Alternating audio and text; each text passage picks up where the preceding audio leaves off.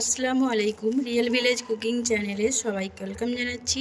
আজকে আমি নতুনভাবে একটা রুই মাছের রেসিপি বানিয়ে দেখাবো। তো চলুন শুরু করি। আজকে এই রুই মাছের ঝোল লবণ হলুদ দিয়ে আমি মাছটাকে ম্যারিনেশন করে নিচ্ছি। সামান্য লঙ্কা গুঁড়ো দিয়ে দিলাম। এগুলো দিয়ে আমি ভালোভাবে এটাকে ম্যারিনেশন করে নিচ্ছি। এই রুই মাছের ঝোল আপনারা বাড়িতে হঠাৎ কোনো গেস্ট এলে এইভাবে বানিয়ে নিতে পারবেন। আজকের এই রেসিপিটা আপনাদের জন্য। চলুন প্রথমে আমি রুই মাছগুলোকে ফ্রাই করে নিচ্ছি। এখানে দিয়ে দিচ্ছি সরষের তেল। এই সরষের তেল আমাদের বাড়ির বানানো সরষের তেল। সরষের তেল দিয়ে আমি প্রথমে রুই মাছটা ভালোভাবে ফ্রাই করে নিচ্ছি। এখানে আমি 25 গ্রামের মতো সরষের তেল নিয়েছি। তেলটা যখন ভালোভাবে গরম হয়ে আসবে এর মধ্যে আমি মাছগুলো একে একে করে দেবো। তার আগে সামান্য একটু লবণ দিয়ে দিলাম, এতে করে আপনি যখন মাছগুলো ফ্রাই করবেন কোনো রকম তেল ছিটকাবে না। এই রুই মাছের রেসিপিটা আপনারা পুরো ভিডিওটা দেখবেন, স্কিপ না করে, খুবই ভালো লাগবে। বাড়িতে নতুন জামাই বা হঠাৎ কোনো গেস্ট এলে আপনারা এইভাবে বানিয়ে নিতে পারবেন লাঞ্চের জন্য, ডিনারের জন্য। স্কিপ না করে পুরো ভিডিওটা দেখুন। আমি মাছগুলো উল্টে দিচ্ছি। এবার এখানে কিছু মশলা আমি এখানে নিয়ে নিচ্ছি। পেঁয়াজ আমি এখানে একটা বড় সাইজের পেঁয়াজ নিয়েছি, আর টমেটো একটা বড় সাইজের নিয়েছি। ওখানে মাছগুলো ফ্রাই হচ্ছে, আর এখানে আমি এইগুলোকে একটু মিক্সিতে ঘুরিয়ে নেব। এখানে মিক্সিতে আমি ঘুরিয়ে নিয়েছি। এবার এখানে মাছগুলো আমার ফ্রাই হয়ে গেছে। আমি উল্টে পাল্টে ভালোভাবে একটু উল্টে পাল্টে নিচ্ছি, দিয়ে এগুলোকে তুলে নেবো একে একে করে। ওই একই কড়াইয়ের মধ্যে আবারও কিছুটা তেল দিয়ে দিলাম, সর্ষের তেল দিয়ে দিচ্ছি, গোটা জিরে। তেলটা যখন ভালোভাবে গরম হয়ে আসবে গ্যাসের ফ্লেমটা আমি লোতে করে দিলাম। গোটা জিরেটা একটু নাড়াচাড়া করে আমি যে টমেটো এবং পেঁয়াজ মিক্সিতে ঘুরিয়ে রেখেছি সেটা দিয়ে দিলাম, দিয়ে অনবরত নাড়াচাড়া করে নেব। তেলের মধ্যে একটু নাড়াচাড়া করে এগুলো একটু ফ্রাই করে নিচ্ছি। একটু ভালোভাবে কষিয়ে নিতে হবে যেন পেঁয়াজের ফ্লেভারটা ভালো আসে। এবার এর মধ্যে আমি লবণ অ্যাড করে দিলাম, দিয়ে দিচ্ছি তেজপাতা, এলাচ, হলুদের গুঁড়ো 1 টেবিল চামচ, লাল লঙ্কা গুঁড়ো দিয়ে দিলাম 1/2 টেবিল চামচ। আমি এখানে ঝাল কম দিয়েছি, আপনারা পরিমাণে বেশিও দিতে পারেন, যে যেমন খেতে পছন্দ করেন। জিরে গুঁড়ো দিয়ে দিলাম 1 টেবিল চামচ, ধনে গুঁড়ো 1 টেবিল চামচ। সব কিছুকে আমি ভালোভাবে কষিয়ে নেব।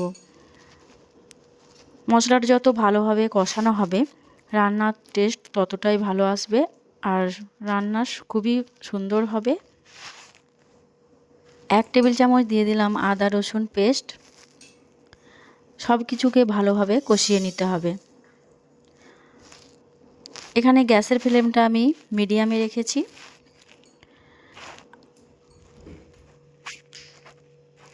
লবণ দিয়ে দিলাম 1/2 চামচ। লবণটা আপনারা চেক করে নেবেন। যখন এইভাবে তেল ছেড়ে আসবে তখন বুঝে নিতে হবে মশলাটা আমার ভালোভাবে কষানো হয়ে গেছে।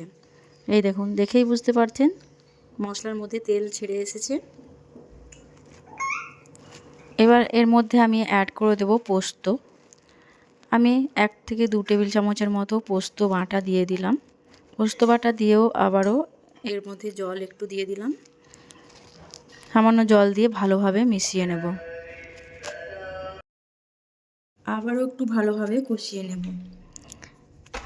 এখানে জল দিয়ে আবারও একটু ভালোভাবে মিশিয়ে নিচ্ছি। এবার এর মধ্যে আমি কাঁচা লঙ্কা দিয়ে দেবো। কাঁচা লঙ্কা দিলে এর ফ্লেভারটা ভালো আসে। এবার গ্যাসের ফ্লেমটা আমি মিডিয়ামে করে দিলাম। দুটো কাঁচা লঙ্কা দিয়ে একটু নাড়াচাড়া করে নিচ্ছি। এখনই দেখুন কালারটা কত সুন্দর এসেছে।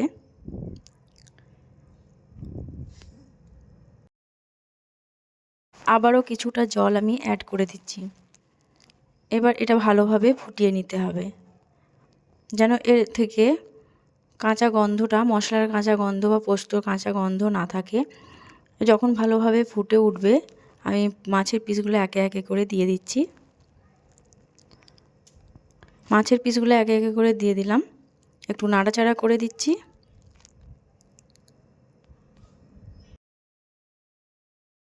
আর ওপর থেকে সামান্য একটু চিনি ছড়িয়ে দিচ্ছি, খুব বেশি না, সামান্য। আমি সামান্য ছিটিয়ে দিলাম, একটু নাড়াচাড়া করে দিলাম ভালোভাবে।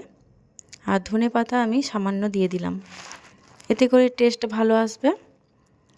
আমি কম করেই দিয়েছি। এ দেখুন কালারটা কত সুন্দর এসেছে। এবার ফুটে ওঠা পর্যন্ত অপেক্ষা করব।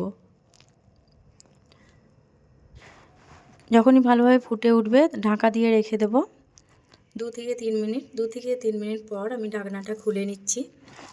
এই দেখুন কত সুন্দর একটা কালার এসেছে। এবার গ্যাসের ফ্লেমটা বন্ধ করে দিয়েছি।